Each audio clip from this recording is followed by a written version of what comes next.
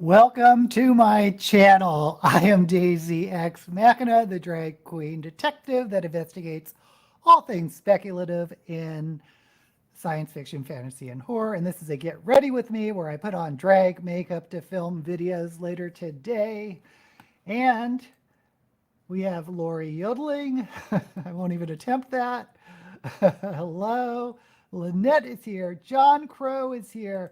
And Cappuccino is here. Thank you, everyone, for joining me. And as usual, how was your reading this week? I finished T. Kingfisher's Nettle and Bone, which I started last week. And I think I said it was a dark fantasy. It's not. Absolutely not a dark fantasy. It's not grimdark. None of that.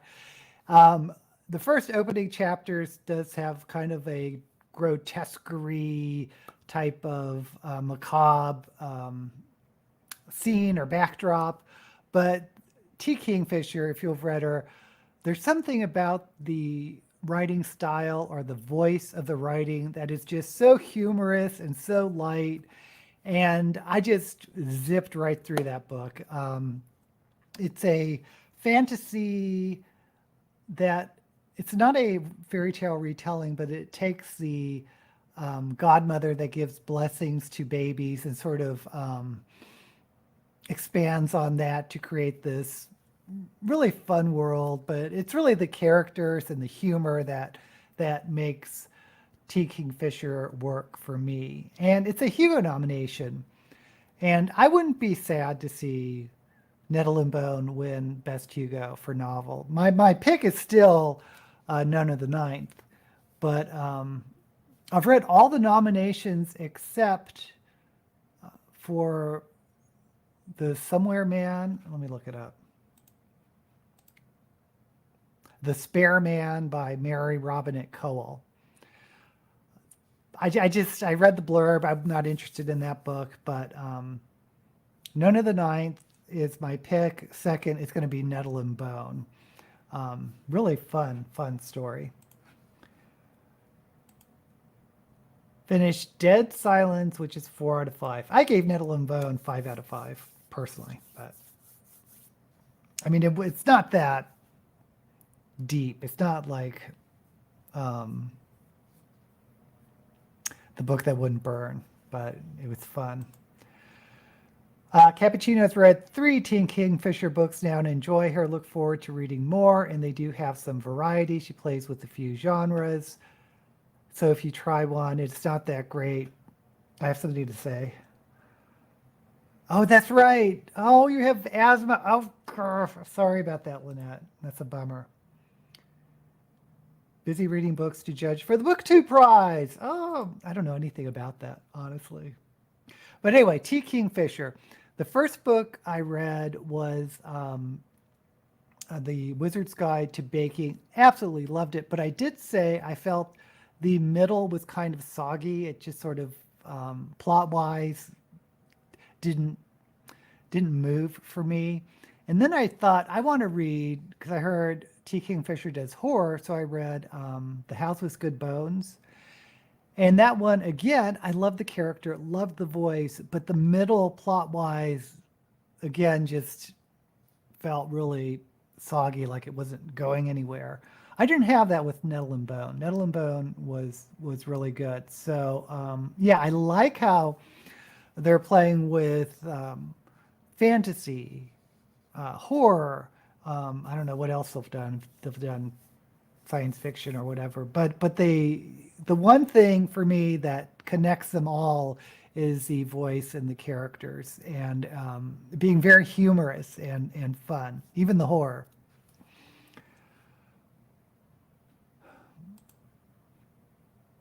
Okay, at least have some fun. Oops. Oh, the family book launch. That's right. The author's your half second cousin once removed. Wizard's Guide does read middle grade. That's what I was saying, the voice. And her, I loved her afterword in, or their afterword, don't know, of Wizard's Guide saying that no one knew how to market this book. Should it have been in middle grade? Was it Should have been young adult, should have been adult. Anyone who volunteers can judge for this prize. Well, go ahead, Lori, and drop a website or something, because I'm curious who the nominees are. Okay, I need to start with something. Oh, and the book I picked up after Nettle and Bone, I don't know if you guys are into Pierce Brown's Red Rising.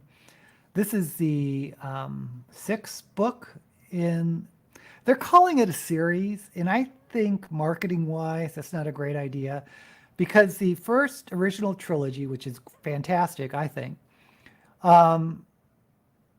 sort of completes a story. It's like Robin Hobb does in her Elderlings universe. There's like trilogies, different trilogies in one quartet. But in the Red Rising universe, the first three, it's definitely one trilogy on its own. And then the next part jumps, I don't know, 20 years into the future, and there's a whole different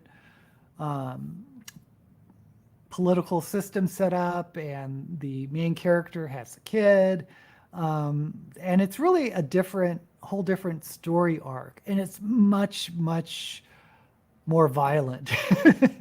He takes the violence level up to an 11 in the what I'm considering the second trilogy. But I don't know if it's a trilogy. I don't know if this book sort of ends a story arc or if it's going to continue. I kind of hope it ends.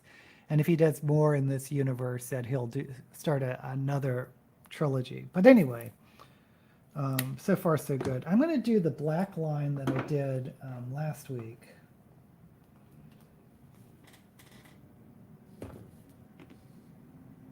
To start this, and I'm thinking, I did like purples last week, so I was thinking of reds this week. At least I got a red wig. Oh, where's that card? Oh, here it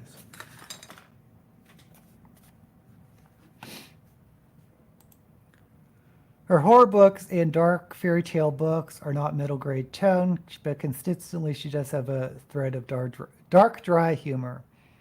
See, I didn't think it was, well, I'm talking about Nettle and Bone. I don't know what dark fairy tale. It did have sort of a fairy tale-ish quality to it, maybe. But I didn't think it was dark. Yesterday I met a baby who was my half cousin 3 times removed. We were expecting 90 to 100. Wow. Oh, I hope that book is successful. I really enjoyed Raymond E. Feist's Midkemia series. The finalists are Paradise Falls, The Escape Artist, Eating to Extinction. Don't know that one. Fourth Time We Drowned. Okay, so this is definitely not speculative. Also started researching my son's father's tree. My son's 5 times grandfather was executed. Oh my goodness. 1824. I actually really like Midkemia. I read it when it came out in the,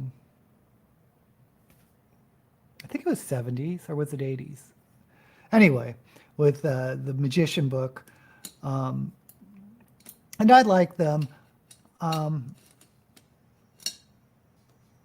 Just trying to find a brush.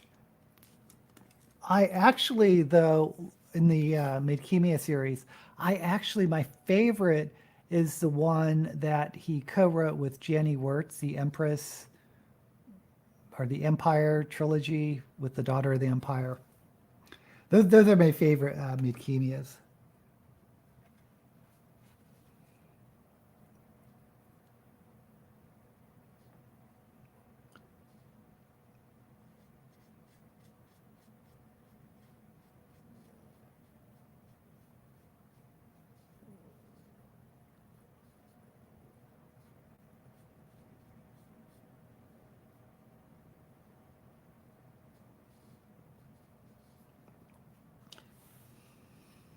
Yeah, I don't think I'm going to be afraid to do more black going in. I was trying to like do a variation or graduation into purple last week, but you couldn't even tell on camera, so why bother?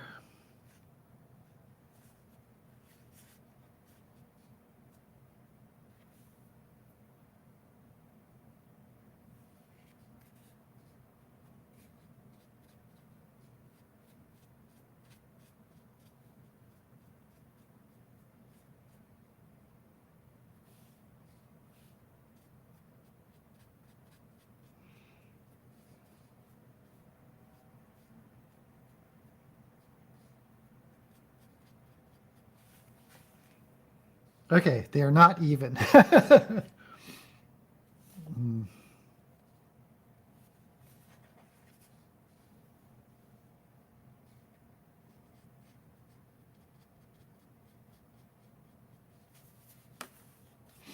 Okay, we'll just go with that. My eyebrows got really big today. I don't know what happened with that.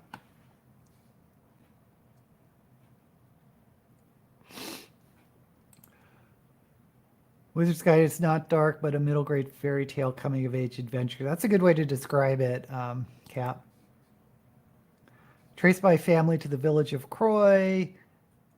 Crow and Croy are anglicized variants of Gaelic crude. Whoa. By the way, Cap, going back to that, I don't think it's actually marketed as middle grade. I think it was marketed as either young adult or adult. Um, again, they're having trouble placing it. Humor is darkish and appropriate for middle grade. Carnivorous sourdough. Isn't that great? That was her familiar, a carnivorous sourdough starter. Claw, which is a Canadian killer animal book. Oh, you're spun. Did you spin? Oh, let me turn off this phone. Canadian killer animal book. I kind of want to see Cocaine Bear because I didn't see it in the theater, but I saw it was on Amazon Prime. So, speaking of killer bears or killer animals. Yeah, isn't that great, Lori? Okay, so what did I say I was going to do? Oh, red.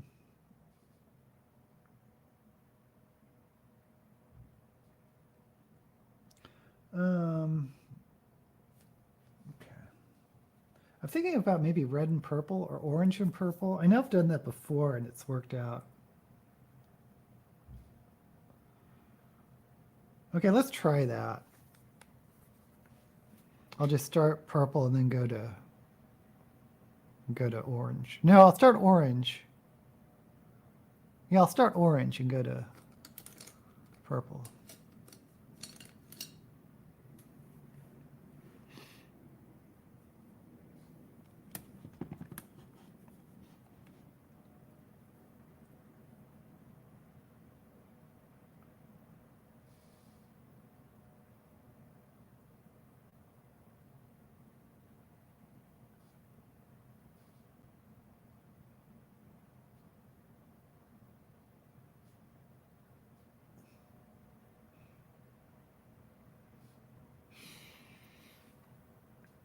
Okay.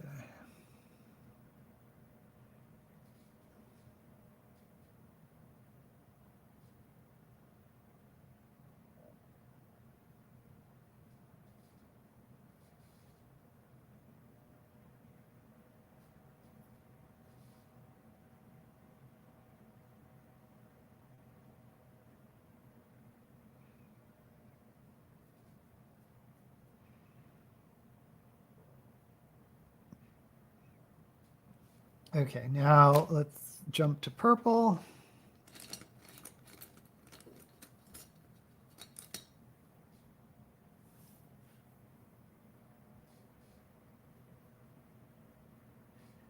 Once again, this is the Pinky Rose.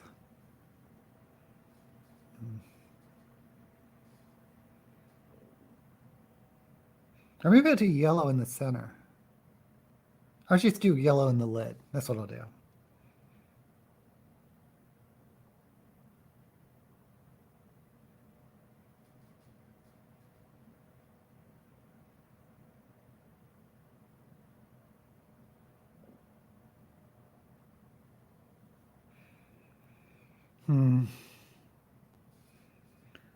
Always wanted to dip up.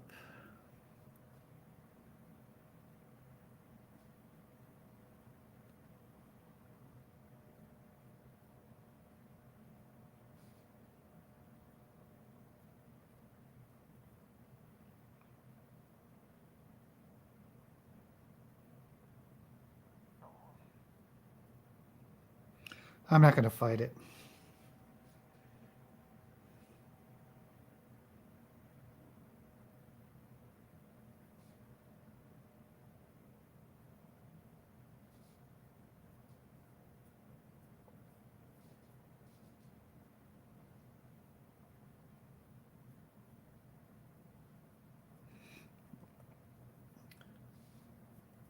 What I've kind of been thinking, but I've been too scared to do, is do my eyebrows after the eye makeup, so I'm not like confined by the shape of the eyebrows. But that could go terribly wrong. Maybe I'll try it next week. I don't know. Okay.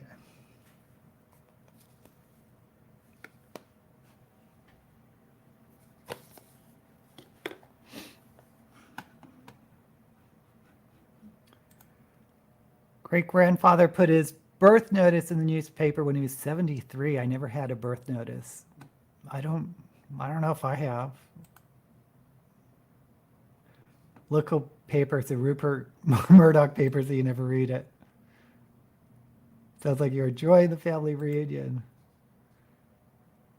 Quite glad we managed to give Rupert Murdoch away to you Americans. Pushing the envelope. Yeah, well, some people have had my... I've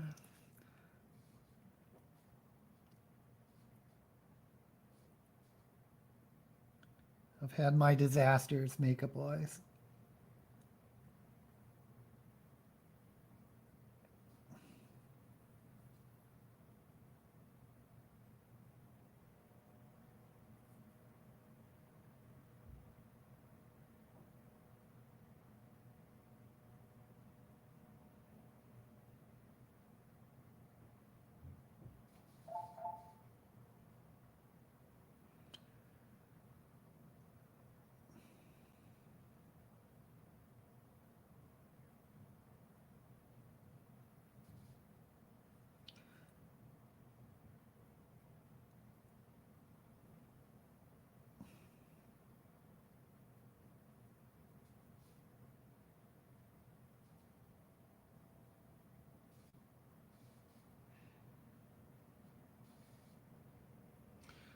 Okay.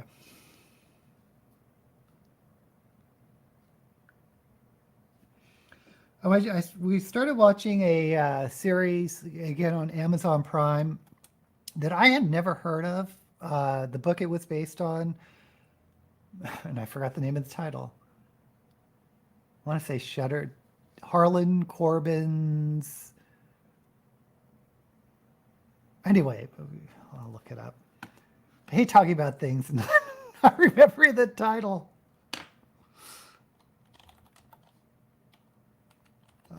Shuffle. Is that it?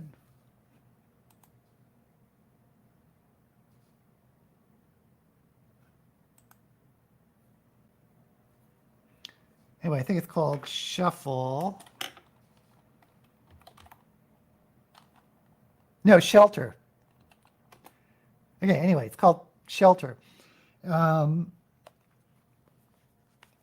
apparently it's a famous young adult series, which I've never heard of. But seeing the Amazon Prime, I think the first 3 episodes are out. It's one of those where they released a couple, then just one every week. I wish they would do 2 every week. But it's making me curious about the series because there is just so much going on.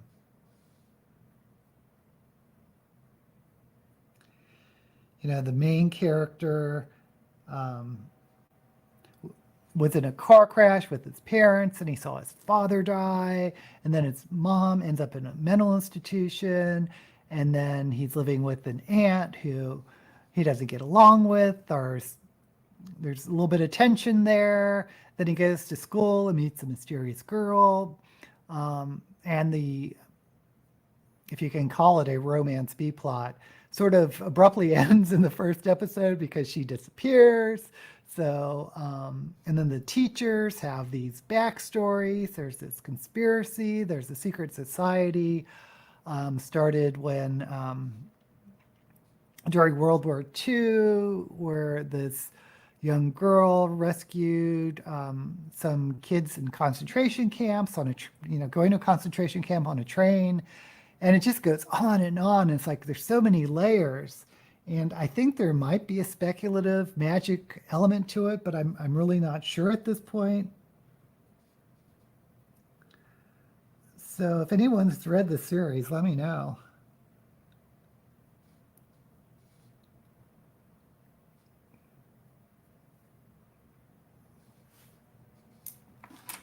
Okay, let me get a fluffy for the...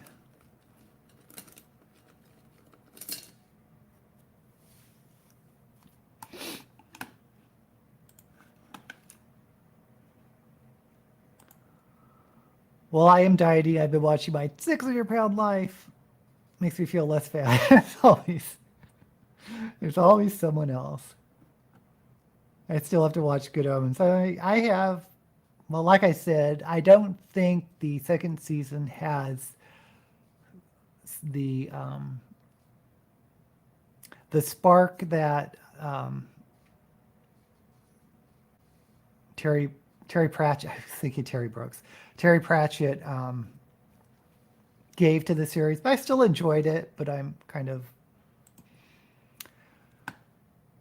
Wheel of Time on Prime. I only liked one character. Okay, here's my thoughts of Wheel of Time on Prime. And I am not one that's like a big stickler of following the books, because I know the different mediums of storytelling need to be structured differently, and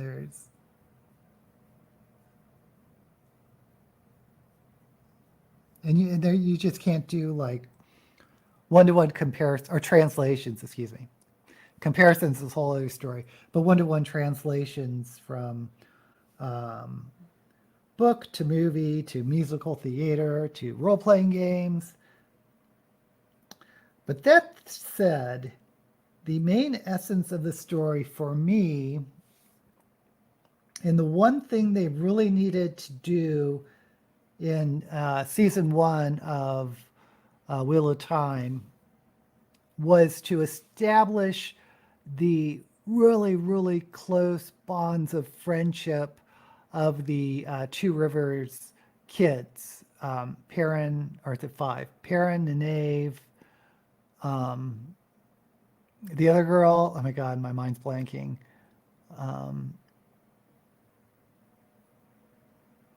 Anyway, the main kid group or young teen group needed to establish to the audience that they were best friends forever and nothing could separate them, because that sort of drives the storyline throughout the series and sort of combines them or gives us the motivations later on. And I don't think they did that.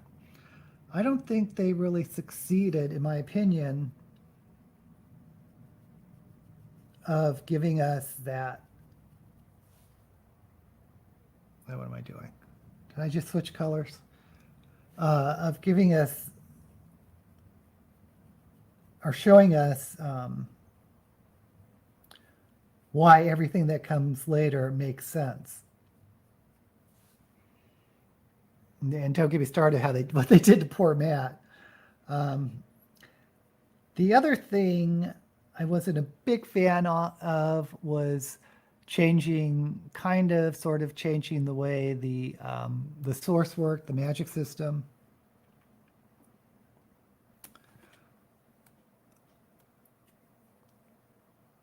I mean, I understand it. You know what? I'm going to do some red in the center.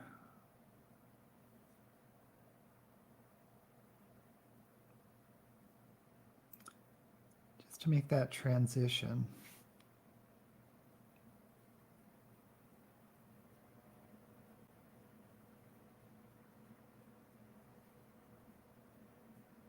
I understand why they did it, but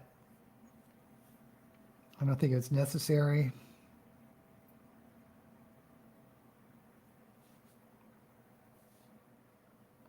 But I'll still watch the second season. It's like I'm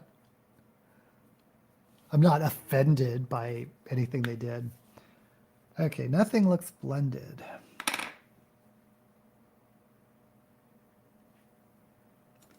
Actually, it's not too bad. I mean, it's more blended in person, But let me...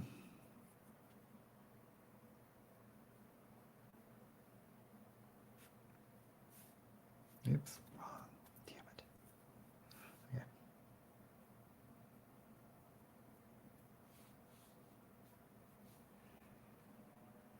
Okay, I think I'm going to cut some white.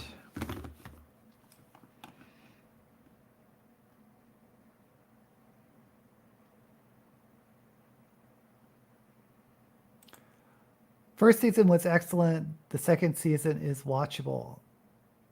Oh, Good Omens. I was going to say, second season of Wheel of Time. Right now I'm reading 2 books. Silver Nitrate by, I haven't read that one, but I like the author. And I have read The Curse of the Mist Wraith by Gianni Wirtz. Because we were talking about Daughter of the Empire.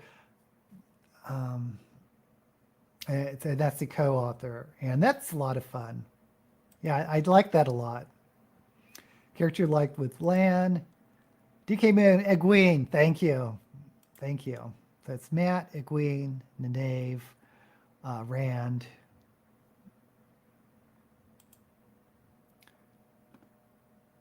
And Perrin, 5. Curse sounds interesting. Yes, daughter Dr. Moreau. I don't know if I will continue watching. I am not sure about Rings of Power. Yeah, that's the other thing. With Rings of Power, I would have, I'm fine with them setting it in Tolkien's world, and it's not really the Silmarillion, but doing some sort of prequel in the far past. But why include Elrond and Galadriel? Just make up whole new characters. You're making up things out of whole cloth that don't exist in Tolkien's universe. So just don't be afraid to do your own thing.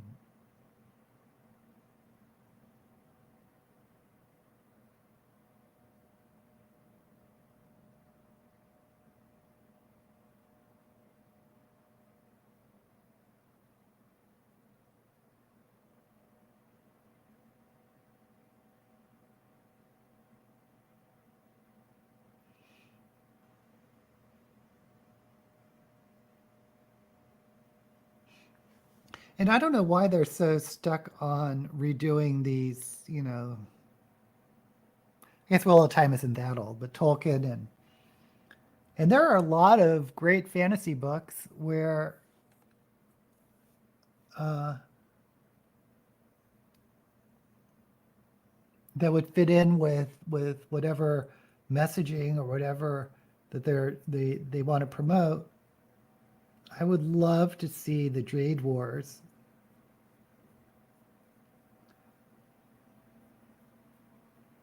as a series or mini-series.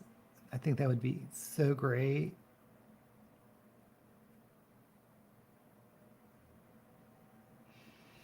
I was kind of thinking of Poppy Wars, but I'd actually rather see Babel. I think that'd be a wonderful miniseries. But why pick these older books and then try to change the world building or the characters? Just find characters that are out there in contemporary works that fit the stories you want to tell.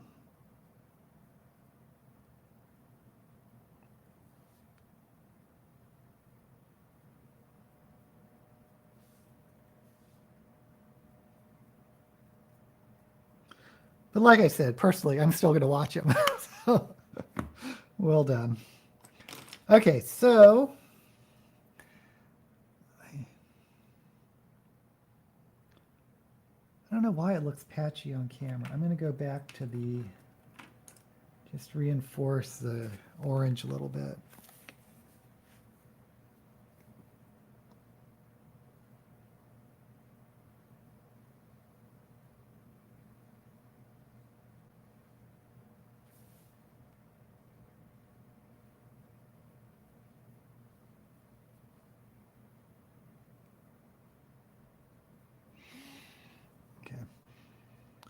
because I am going to cut it with black.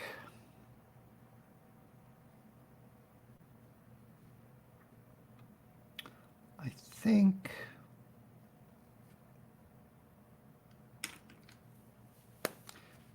yeah, I'm just gonna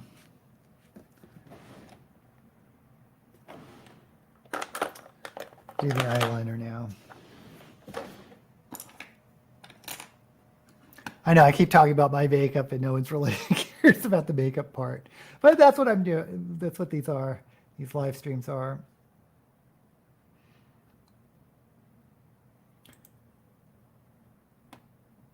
Rings of Power is so of track. Not sure what you mean.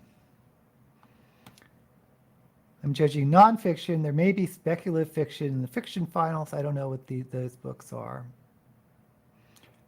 I think a couple years ago, I was like following the Bookish Awards, or I saw some videos on them, and then they fell off my radar.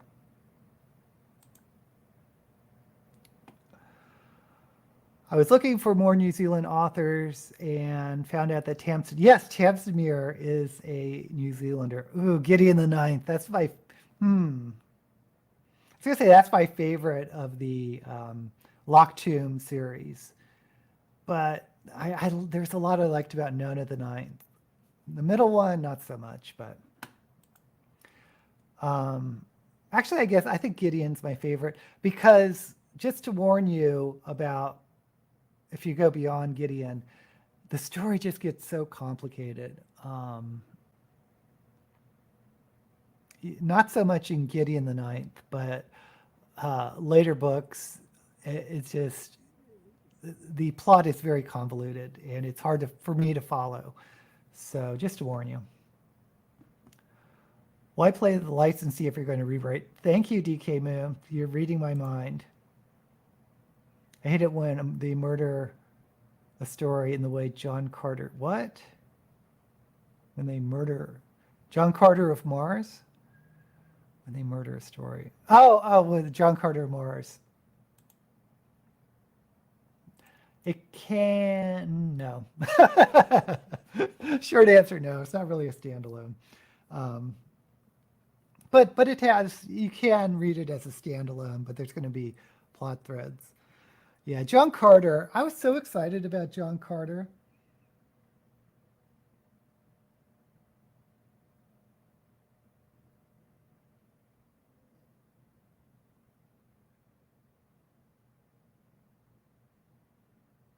We're talking about the movie. And I don't think it was that bad.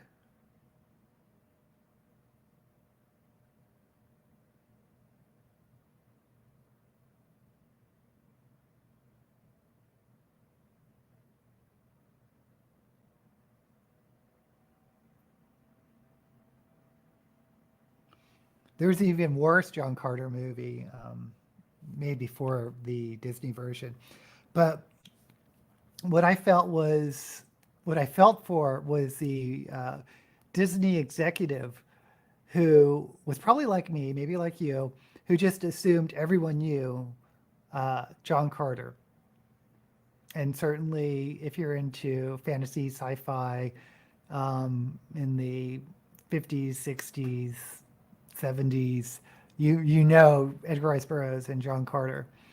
But when the movie was released, no one knew who it was. No one really cared. So he didn't have the built-in audience that he was expecting.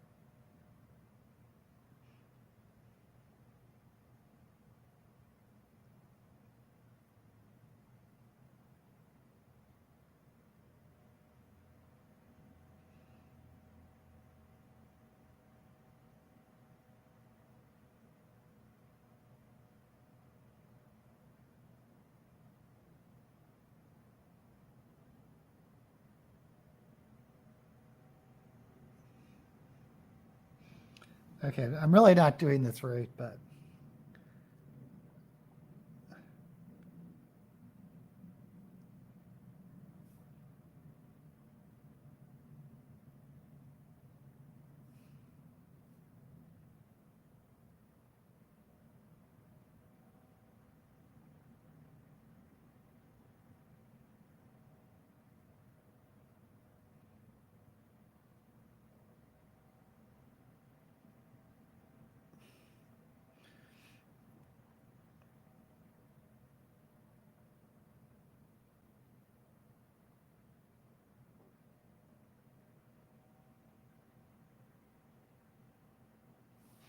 I mean, obviously, if John Carter was a great movie, it wouldn't have mattered that no one knew. But okay, I'm going to go in with some black.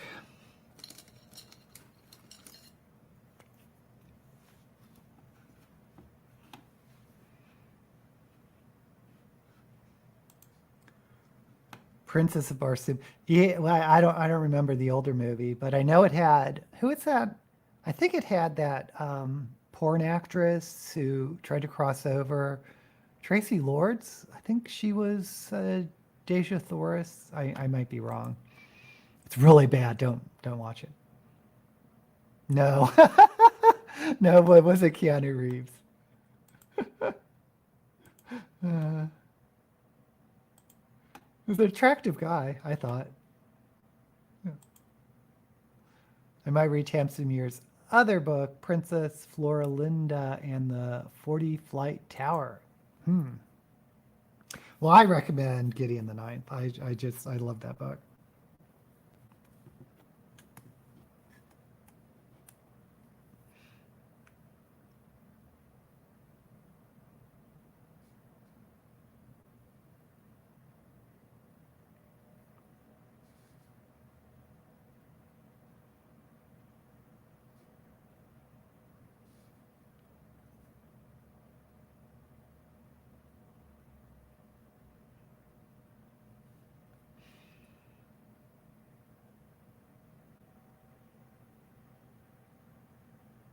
Well, I didn't do any color underneath.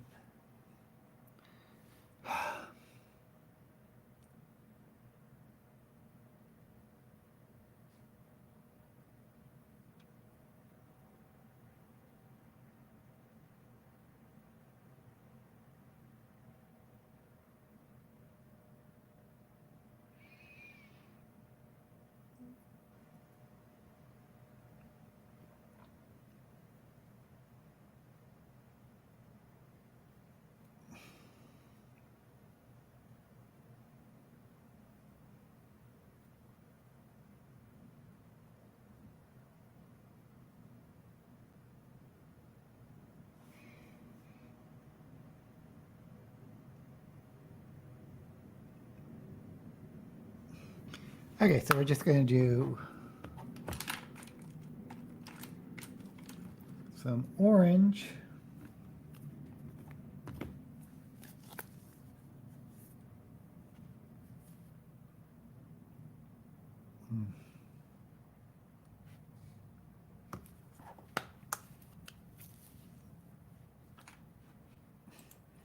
Tracy Lords.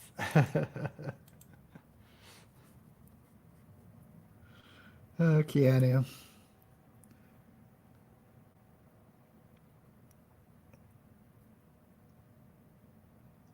I don't think I love Keanu Reeves. I just don't think he has that much of a range as an actor.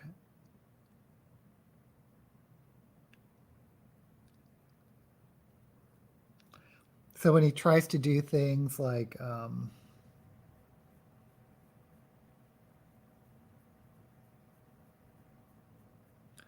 be an Englishman, it just for me it just doesn't work.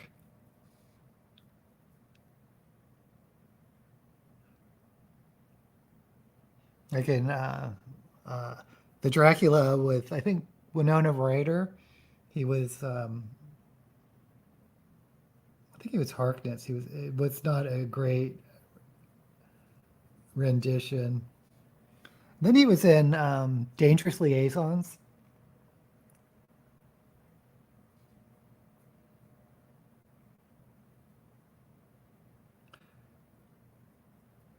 which also wasn't all that successful for me. But then you see him in something like My Own Private Idaho, and it's brilliant. I think that's his best performance.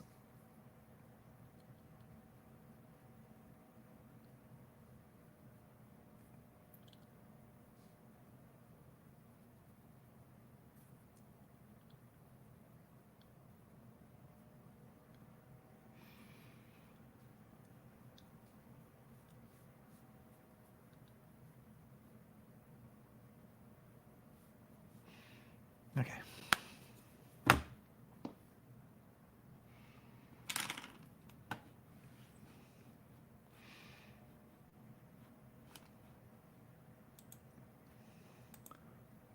My legs hurt just from the 40 flight. Just by reading it.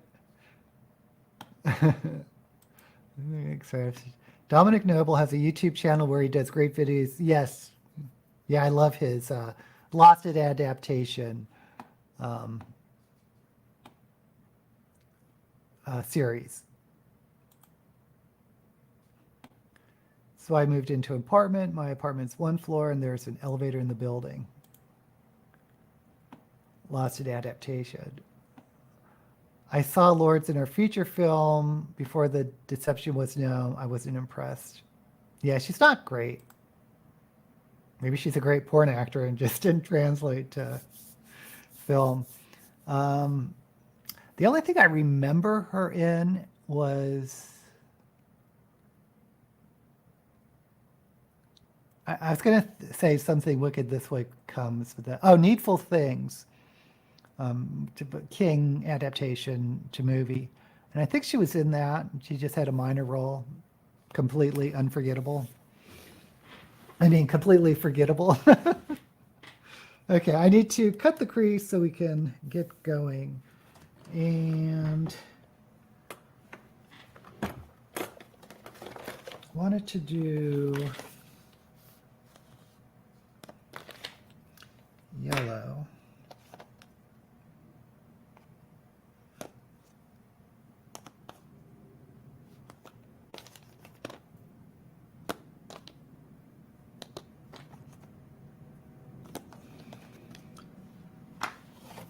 So yellow to orange to red. Do I have a...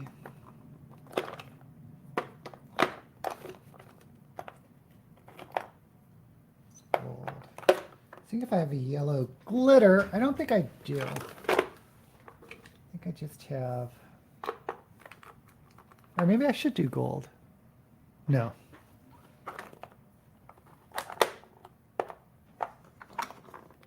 Oh, I do. I thought I had a bright yellow glitter.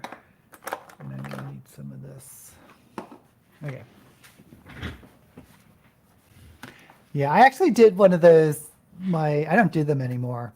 I think the last two I did were just people that I know that come to my live streams, Fit to be Read, Imbrittable, or.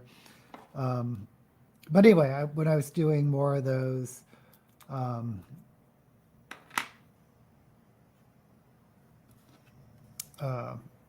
My series of other booktubers. I did Dominic Noble, and he was very gracious and tweeting out my video and commenting on it. So I'm a big fan of Mr. Noble.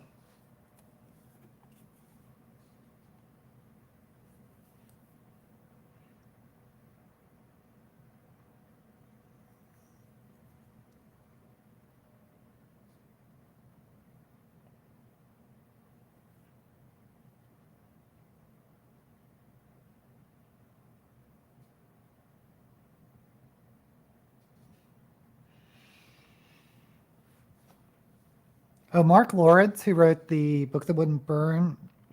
I thought it was weird. He commented on my Goodreads tweet, because when you score a book on Goodreads, sometimes they'll automatically tweet it, which usually I delete them. But he made some comment, which I thought was weird. But he's also commented on my video reviewing his book for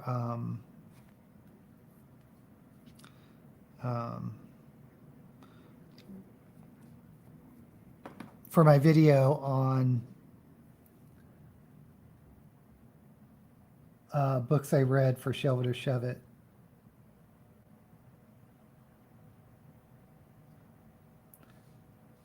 You know, and I gave it a little heart, but it is that weird conversation of should authors be going into reviewer spaces? But I don't know. Maybe he follows my channel. If so, hey, Mark Lawrence. Okay.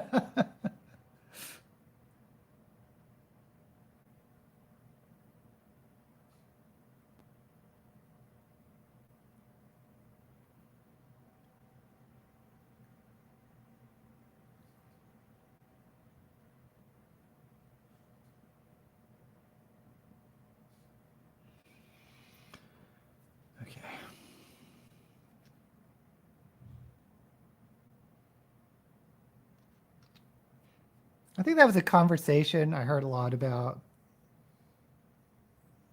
last year about authors and reviewer spaces, or maybe it's one of those perennial things where every so often it comes up.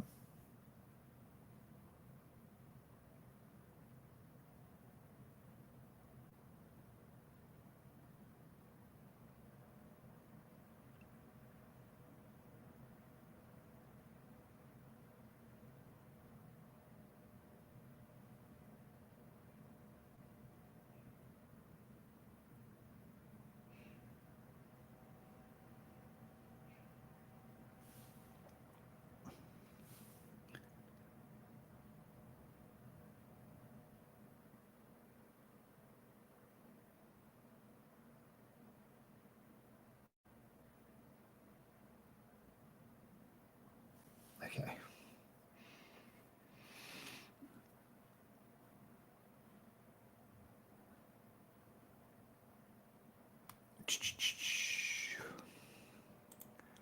I saw Lord's. Okay, let me cover that. I like the book Needful Things. I've not seen the movie. It's I don't agree with Dominic's opinion of The Wizard of Oz. He thought the movie was better than the book, but I do not like the movie. Really? You're one of the few, Lynette. I like Wizard. I like. They're so different. Hey, Manat, you're so good at this. Talking about the the drag makeup. If so, thank you so much. The topic is a cyclical thing. Yeah. It is dicey. There's a very fine line. Author interacting with reviewers about their books. Yeah, it'd be totally different if he was talking about other people's books. But okay, so I need to put on. I'm going to do. Okay, I'm going to do the loose pigments, and then I may go over with a yellow glitter because these loose pigments are not very glittery.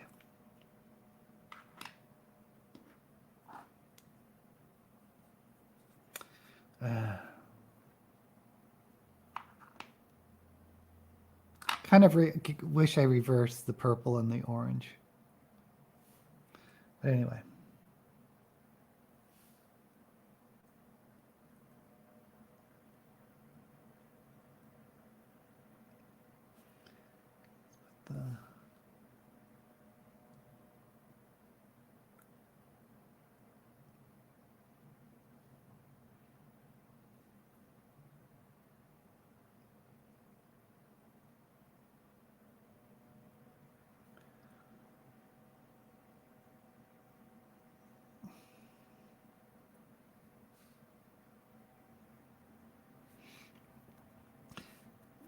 See, I don't think I'm that great at doing makeup. I think I'm, for drag makeup, that is. I think I'm intermediate, maybe.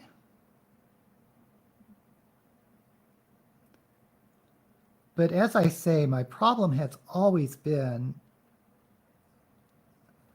that I'm not an artist. Really great drag makeup artists are usually like really good painters or illustrators, or they've taken courses.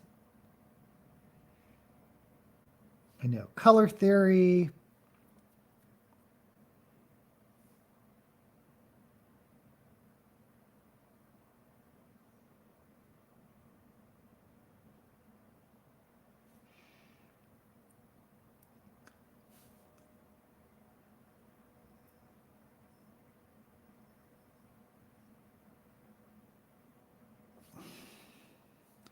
Whereas I, on a lot of times, I'm just shooting in the dark. Okay, I'm going to close these lids.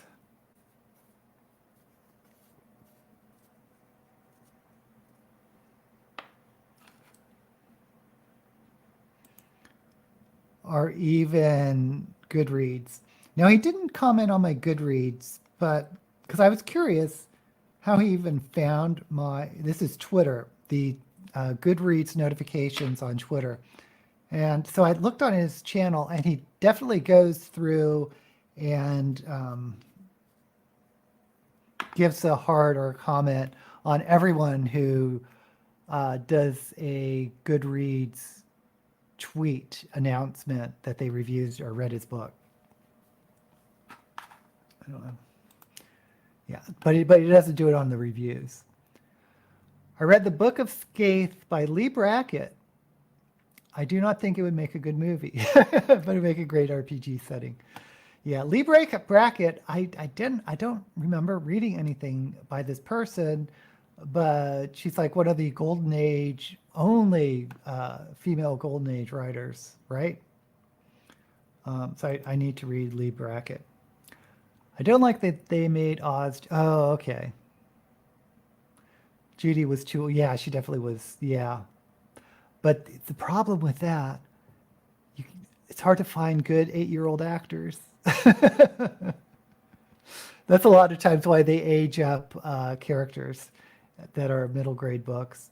I'm really excited the new Percy Jackson series on Disney, because it looks like they got a 12-year-old actor that who I've seen. Oh, he was in some superhero movie with, I want to say Ryan Gosling, but that's wrong. But anyway, one of those smart alecky actors. It was an okay movie. It wasn't great, but he was a good actor. So I'm really excited to see this new Percy Jackson, because in the movie version they definitely aged him into a teenager, and so had to give him a little romance plot. Thank you, John. Enjoy my creations. Hey, Lex. Welcome. You missed what you missed. You missed so much. You'll have to go back and watch. But we're talking about, currently we're talking about the age they make actors in some movies based on books of younger actors. Oh, thank you, Lynette. It's not true, but thank you. But X. Yeah. What books do people here think would make a great movie adaptation? One I've read recently, I think, would be Sleeping Giants. I would like to see the action. Yeah. Okay, I need to do the gold glitter before I dust off the bake. I need...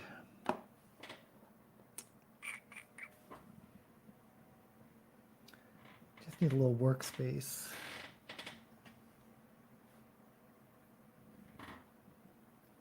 Use this. No, use this.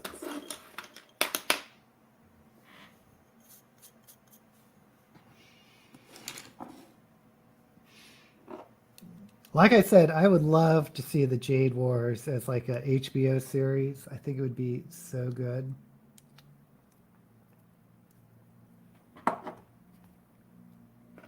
And since it's a family saga, it'd be a nice, you could do definitely do like a season 1, 2, 3. What I don't like is if when they drag it out longer than the source material goes.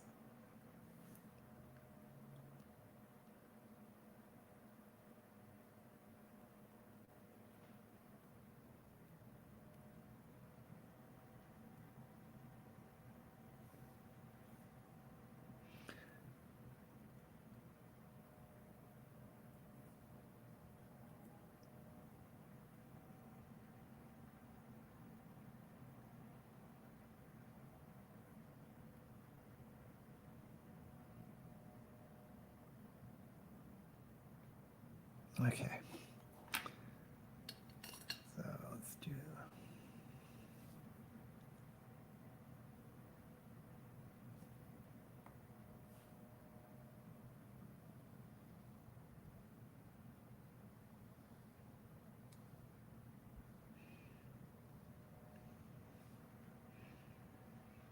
Can you tell there's glitter? Might not just. It's one of those things where it might not show up on camera. Makes this part a waste of time.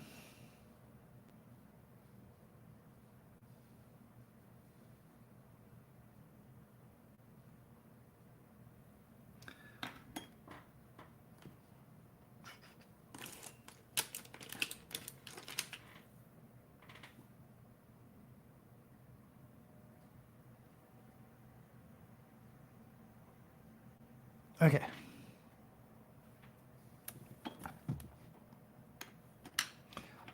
Well, I can see glitter. I can see it.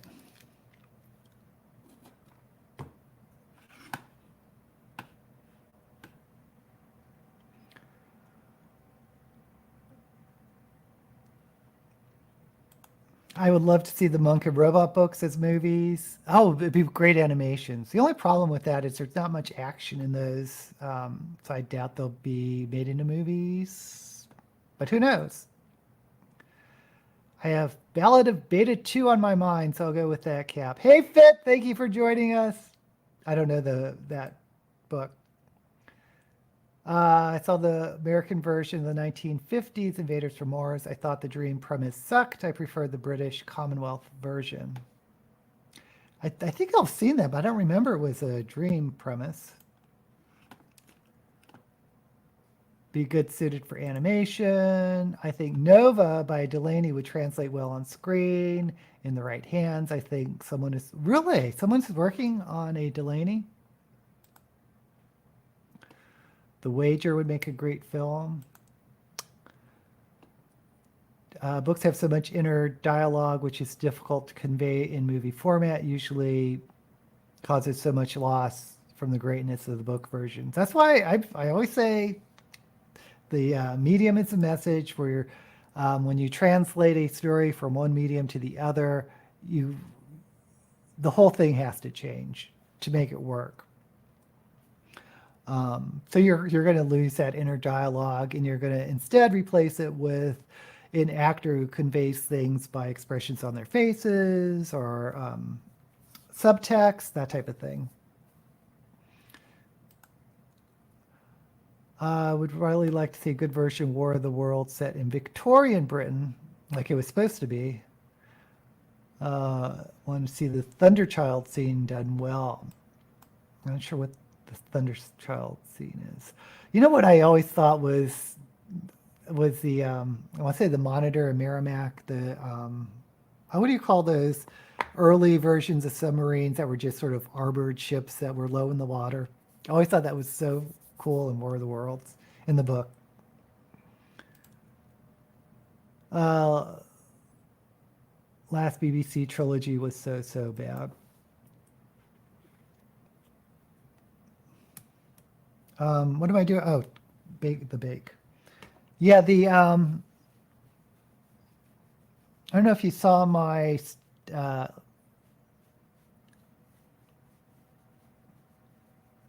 excuse me, my Diesel Punk video, which was basically about China Myville.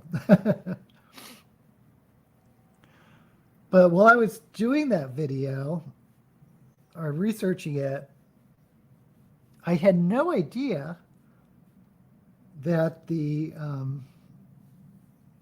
BBC did a adaptation of The City in the City.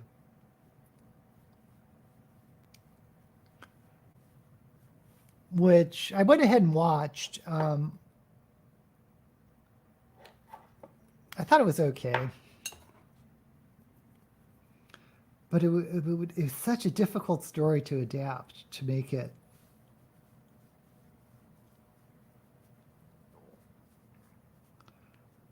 Or to translate it to a TV series. But I'm impressed they made the attempt. Okay, so we need to do...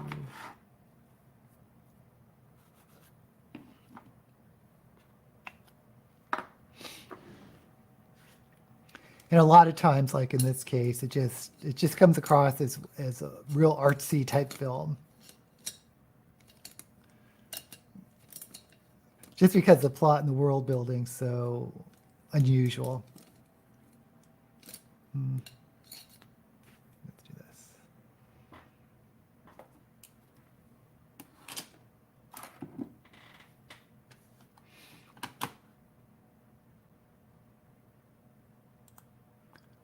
The Thunder Child was a ship that brought down... Okay, yeah, okay. I didn't realize it's called the Thunder Child.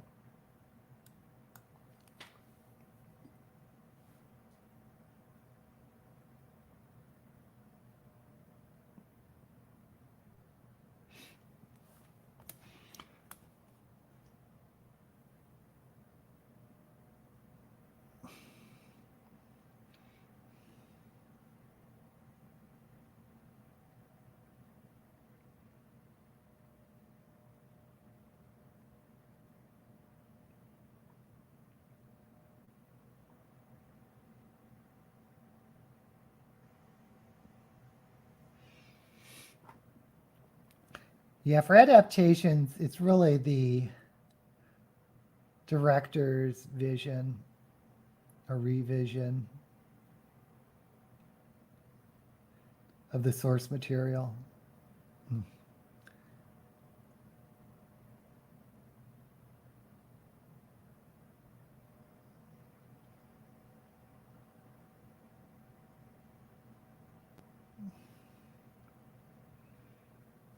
I just got a lot of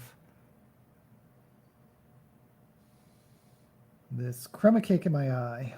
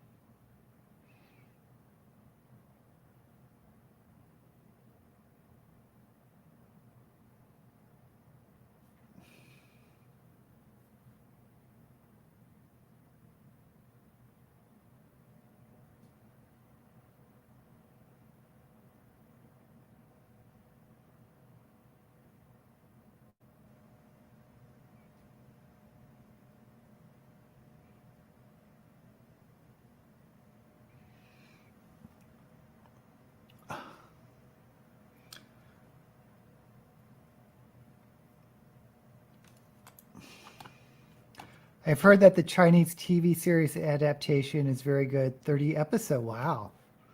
And you can watch them for free somewhere. I didn't even hear about that. I saw a Chinese, it wasn't Chinese, Taiwanese show on Netflix.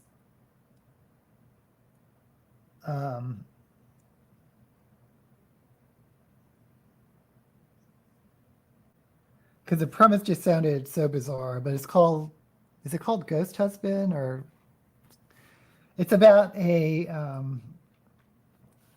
I guess in this Buddhist Chinese thing, religion, there's something called ghost husbands where you can marry the dead. I don't know if that's a real thing or not, but that's the premise in the book. And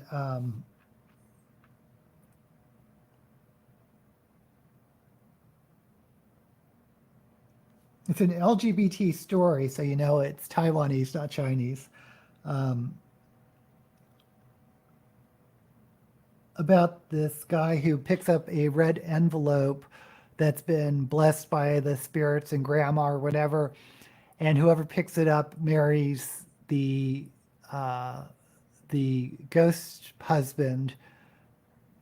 But if they don't, then they get a lot of bad luck. And so this homophobic cop, of course, picks up the red envelope and refuses to go through with this marriage. He has a bunch of bad luck.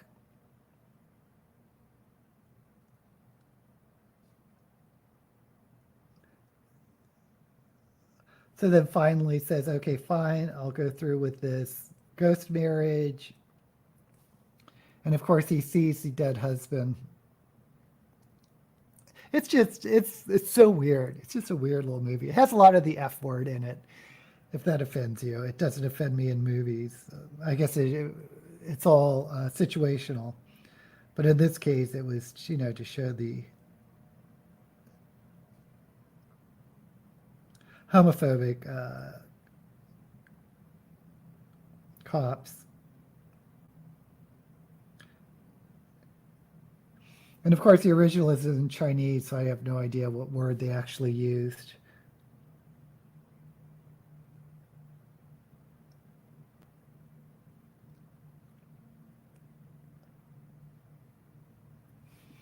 But I saw the dubbed version.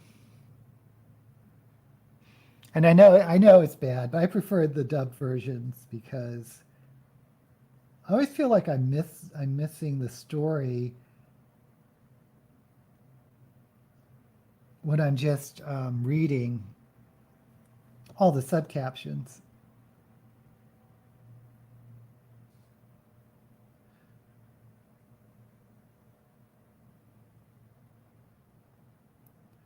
So I'm one of those Neanderthals that prefers dubbed over subtitles.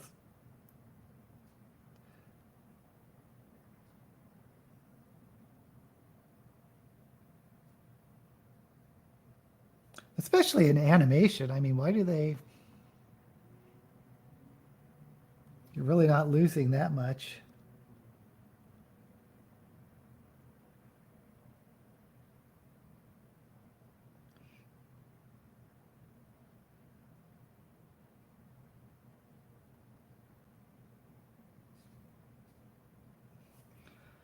Okay.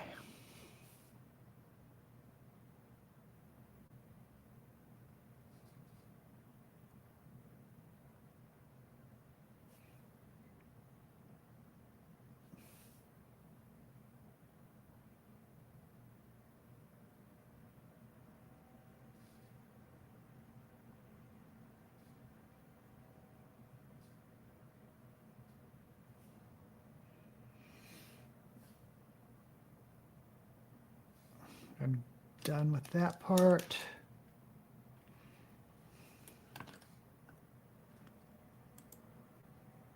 Oh, here we go. It's one of the reasons why I want to read Three Body Problem, because it's going to come out on Netflix. There are 3 adaptations: Chinese movie, Chinese TV series, and Netflix series. I really want to see the Netflix series, but I kind of want to read the book before it comes out, but I keep getting distracted and getting things like Pierce Brown's new Red Rising book.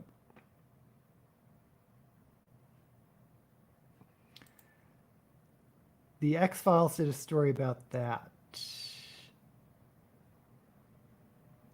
Okay, I'm sort of skipping down here because I'm missing a lot.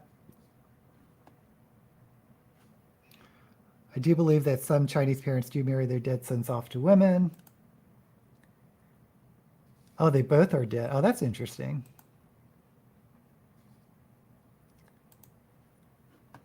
My wife is rewatching The X-File. She's now on season 3. I kind of want to rewatch it too. I prefer dubbed as well. I add captions though and play the game of comparing the two. Oh, that's a good idea, DK. I hate dubbed because I always have subtitles on. See, we all have our own predilections. Okay. So last thing to do, how are we doing on time? Not bad. Is to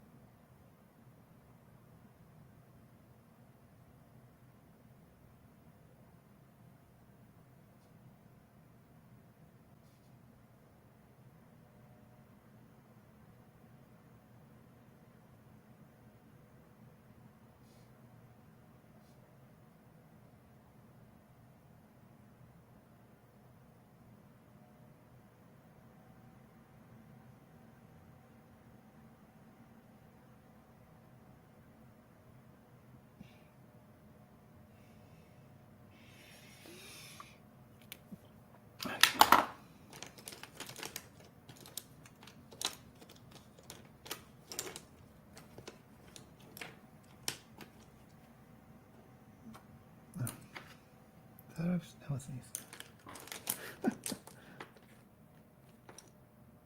The thing about this is I just have use so many brushes for these looks. I'm sure there's a better way to do this, but I think I'm just going to add another brush.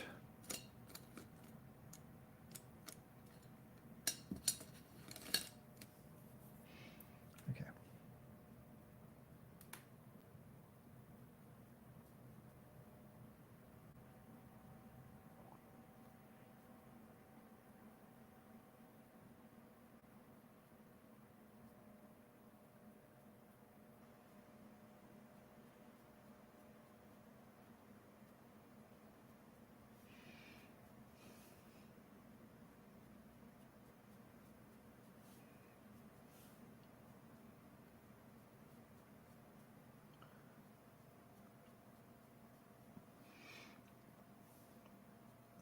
Oh, my Isaac Asimov video did okay.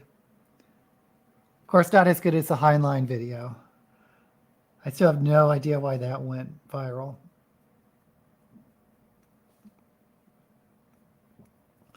But since people like or seem to like the 10 facts about authors, I'm going to do one of Bradbury today. And I think I'm going to do Shelve It or Shove It today. I mean, filming.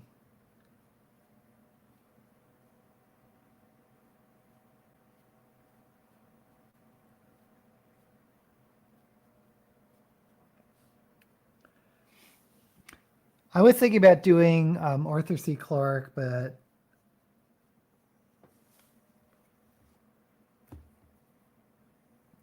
I don't know, the pedophilia allegations, I don't know if I should mention it, and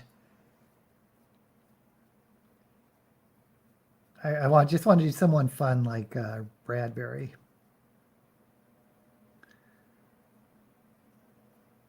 But I think I just want to do authors who have passed away. I still feel funny if they're still alive. But in that case, it's hard to find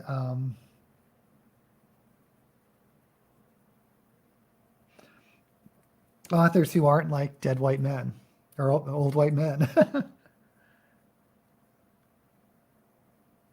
I was thinking about Octavia Butler, but there's really not much about her. She was a very, very, very private person, apparently.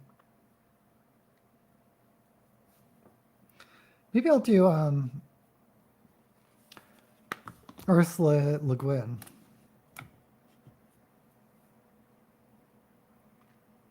Oh, but the movie, the video I'm going to release this week is going to be a comparison between Harlan Ellison's The City on the Edge of Forever graphic novel versus a TV series,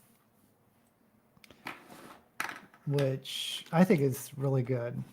But my Star Trek, I don't know why, my Star Trek videos don't usually do very well, but maybe Harlan Ellison will bring viewers in.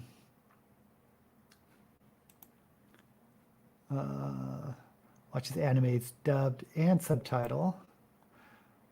Watch one Chinese ripoff where the narration had nothing to do with the movie. It was quite bizarre. Who was it? Woody Allen or someone took like a kung fu movie and then redid the entire story in dialogue in an absurd manner.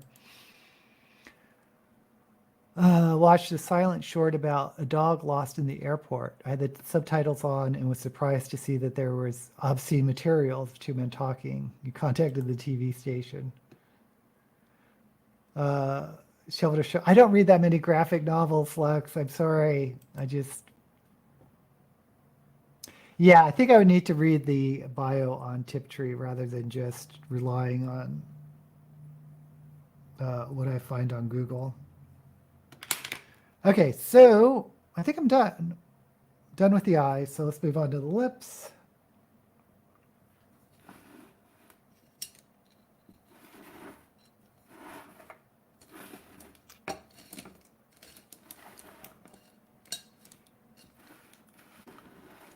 I can find the little lip brush I like.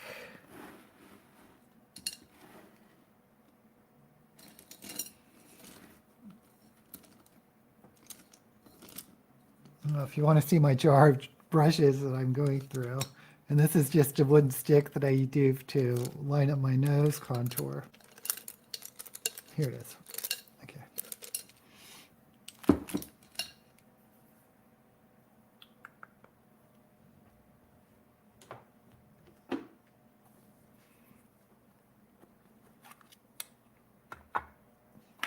Oh, you should do. Yes, Lux, you do it. You do it. I'll retweet it. Not made up my mind about how you feel about Tiptree killing her husband. Such a bizarre story. Oh, it looks like butterflies. Thank you, Lori. Okay.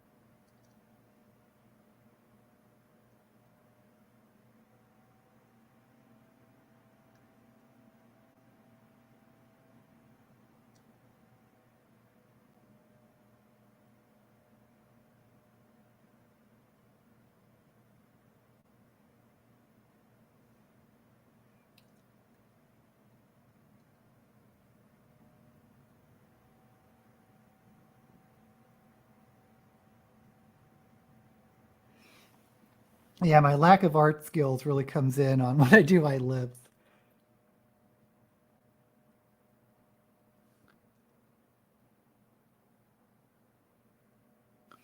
Really wish I could draw a consistent line.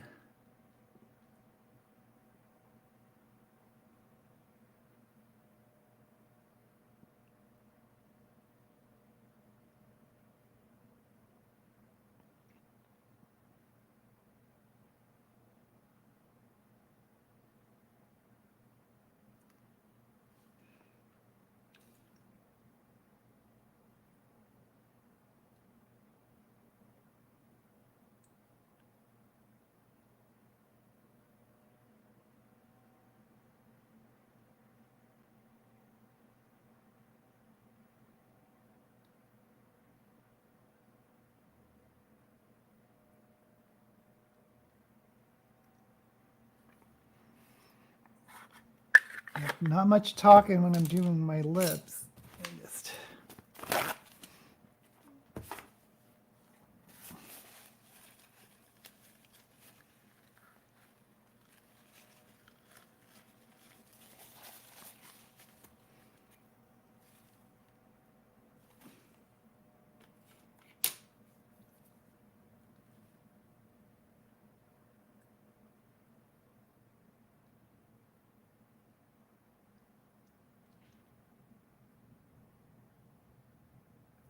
Okay, so all that is just to do an outline so I can put on the red lipstick.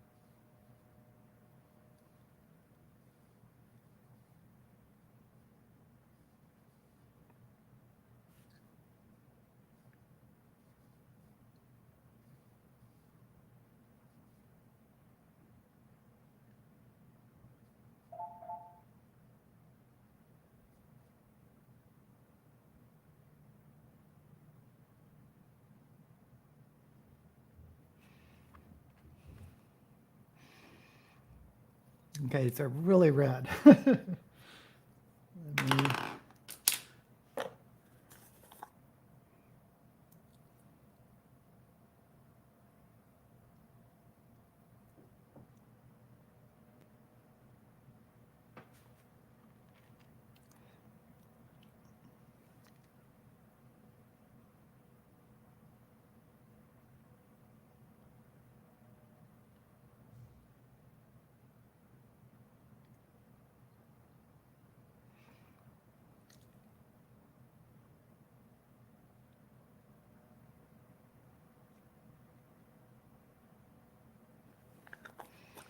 just a little clam white to give it some dimension, and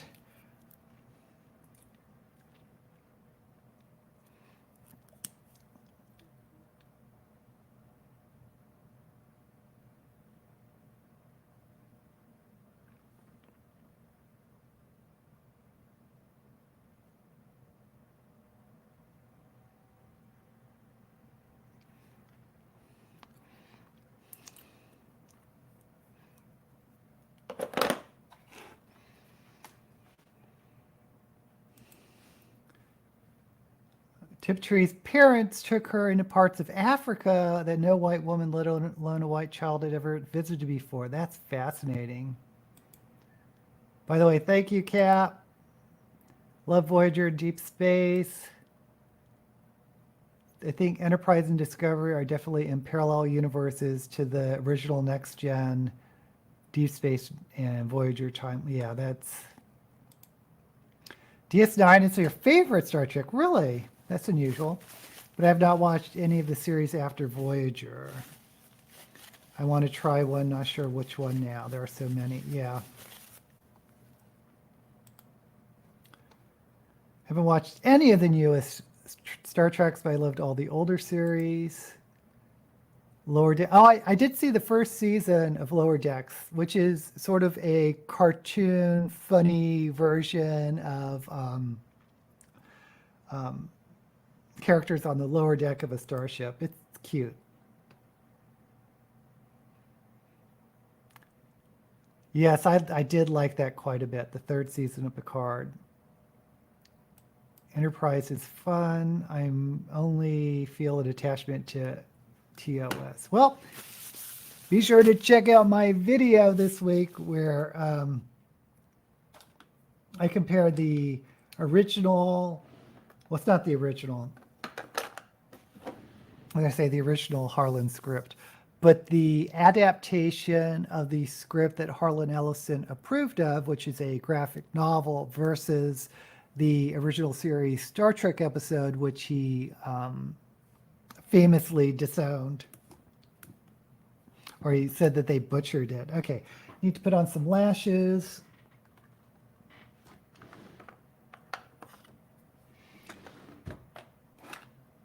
And a lot of people say City on the Edge of Forever, the original series script, is like the best one. And as much as I enjoy it, I'm not sure I agree with that.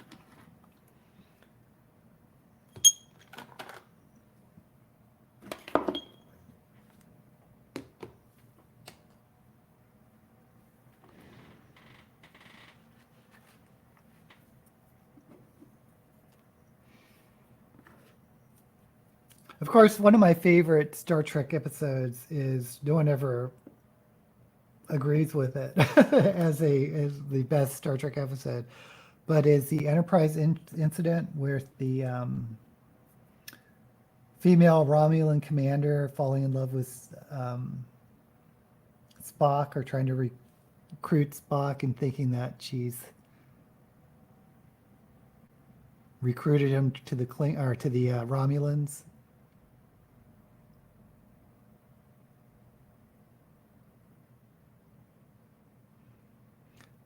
But, you know, there's no really new aliens. It's all politics, and it's more of almost like a military sci-fi episode.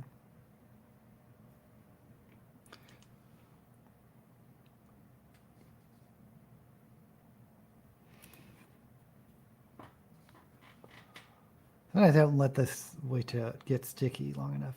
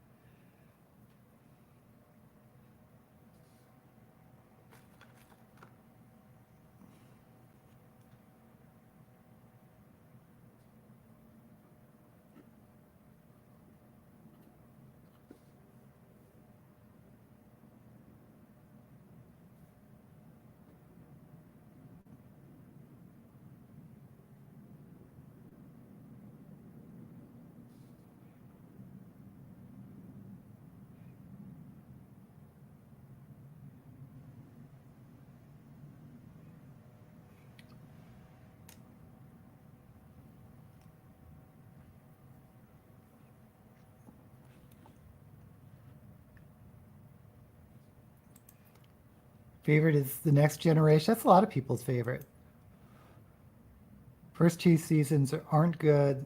The second season was during a writer's strike. Oh, so that explains it. I would have loved to seen some follow-ups to some original series such as A Private Little War. Yeah, yeah, I can see that. Oh, yeah, any of them. Coming across Charlie from Charlie X would have been fun.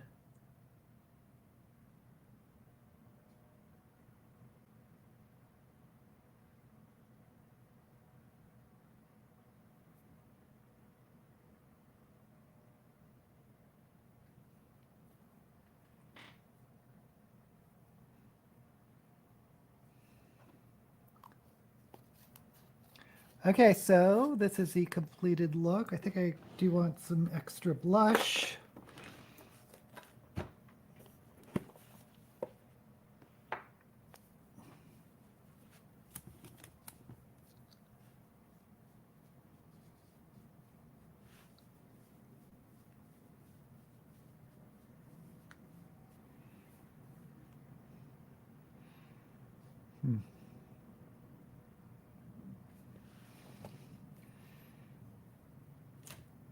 Okay, I think this is good. I think we are good. So, okay, I got this. This is the Queen of Hearts Winifred wig that I hardly ever use for live streams, but pulled it down.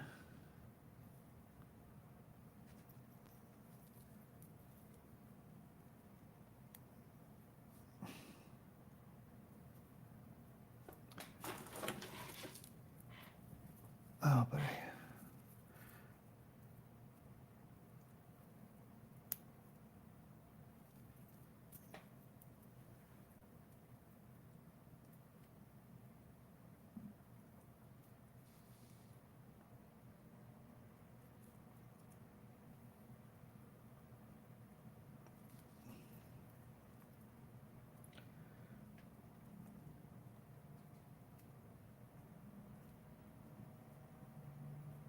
sometimes these necklaces just don't want to.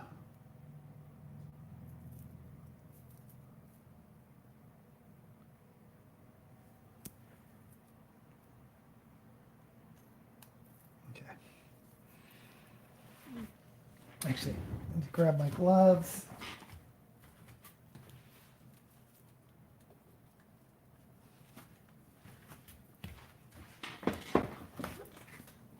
So this is the wig I grabbed.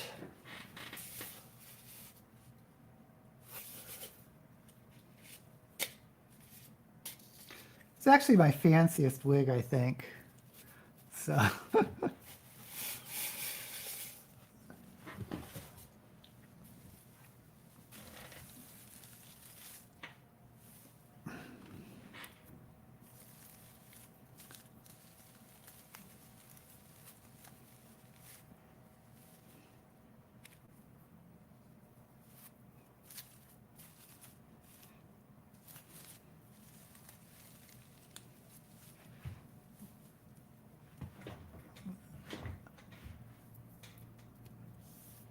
okay, let's put on some gloves. See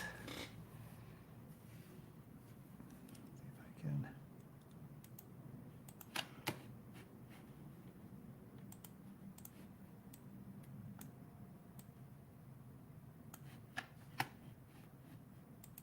Okay. Should have had something red on. Oh well. Maybe when I shoot some photos for Instagram, I'll put some in. I think the last time I used this wig, I did stick in some of these fake daisies just to go in with my. I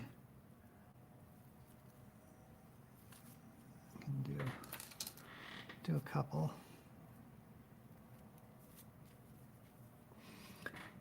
Because these other flowers are glued in. I can't really remove them.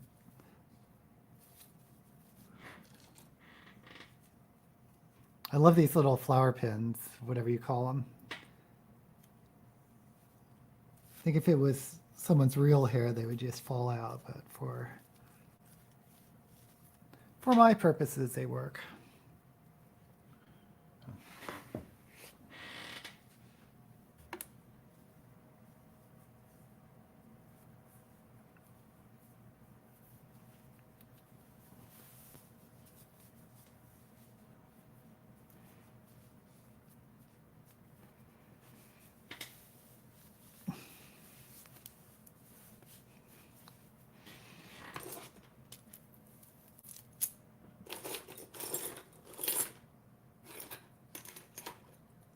I'll put on a fake diamond ring. Okay, so this is the final look. We have the sunset thing going on in the cut crease, and then some purple, which you can't even see, but it's there on the sides, and orange. Okie dokie. Let's go through this quick. Alexa's got to go. Family are going clothes shopping. Have fun. Lynette is going back to bed. Good luck on that reunion. I hope you have so much fun, Lynette. Thank you for stopping by.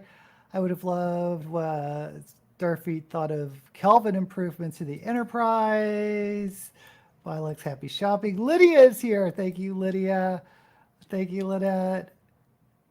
That is a fun one. Love the color. Oh, thank you. Very Versailles. Yeah. I've been to Versailles. Love, just go to the gardens. So thank you, John. Thank you, Lori. Thank you, everyone. And you too have a rest of the weekend that goes swimmingly, and have fun at your reunions and clothes shoppings and everything else. But as always, may all the books you read be blessed.